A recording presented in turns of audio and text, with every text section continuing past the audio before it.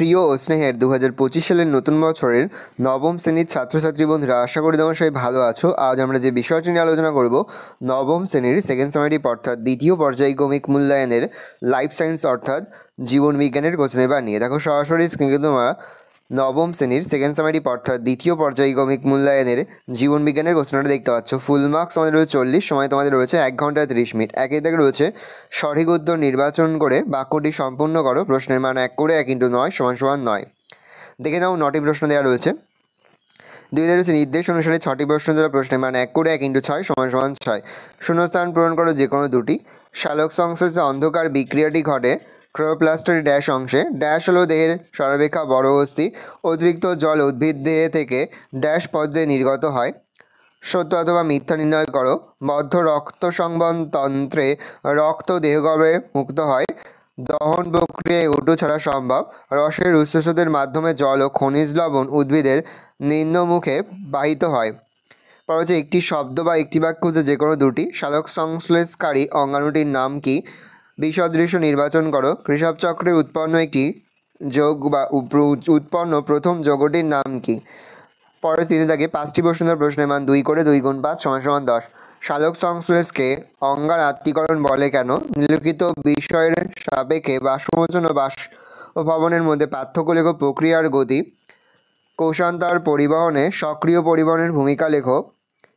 Flame loading ও অনারলোডিং বলতে কী বোঝো?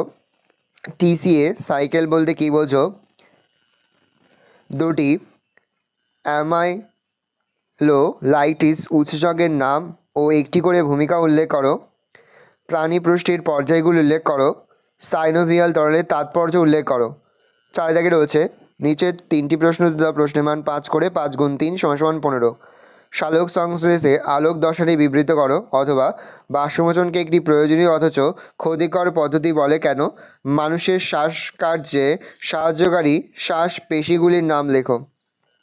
সবাত শ্বসনে glycolysis প্রক্রিয়াটি রেখাচিত্রের মাধ্যমে দেখাও অথবা যে কোনো 3 প্রকার পরভোজী পুষ্টি উদাহরণসহ ব্যাখ্যা করো।